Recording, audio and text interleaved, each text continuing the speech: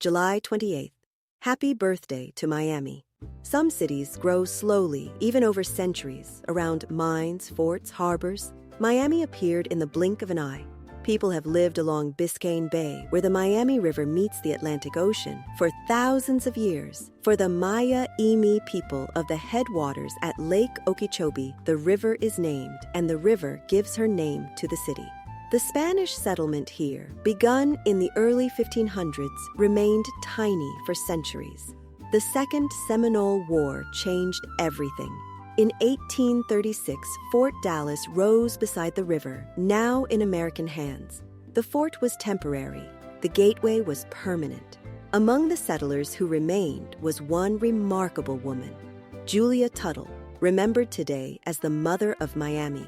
The Great Freeze of 1894 devastated much of Florida's citrus industry, but winter did not reach Miami. Julia Tuttle saw what this meant. She sent orange blossoms to railroad tycoon Henry Flagler, who understood the point immediately. He extended his railroads to the settlement on the Miami River.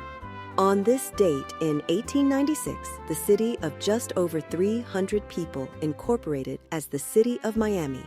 But the city expanded so rapidly she earned the nickname Magic City. Citrus Country was also Sunshine Country. The city soon became a winter refuge for visitors from colder climates. The dazzling Miami architecture we know today rose in the rebuilding after the devastating hurricane of 1926. When you think of Art Deco, you likely think first of New York and Chicago, but tropical Art Deco was born in Miami and never left.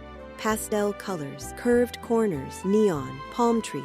In Miami, architecture becomes hospitality. Why not paint a hotel mint green? Why not coral pink? Why not aqua with white trim? Those colors tell visitors something before anyone says a word. You don't have to be gray here.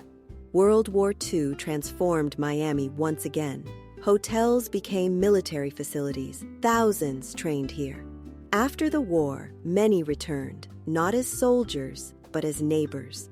At about this time, jet travel was turning the far end of the railroad into one of the world's great crossroads.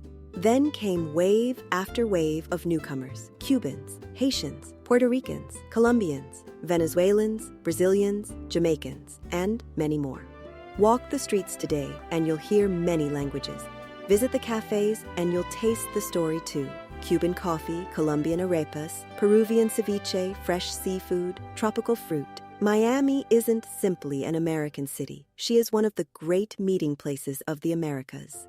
Her curiosities tell stories too. Beneath downtown lies the Miami Circle, sometimes called America's Stonehenge, an ancient stone circle carved nearly 2,000 years ago. Something important stood here, long before skyscrapers did. A few miles away stands Coral Castle, where one man, Edward Leedskalnin, somehow assembled improbably large blocks of coral all by himself. He worked at night, and he never explained how or why he did it. Wild theories have included alien technology and supernatural powers. And then there's Miami's legendary Biltmore Hotel, whose 13th floor is said to be haunted by the spirit of Prohibition-era rum runner Thomas Walsh.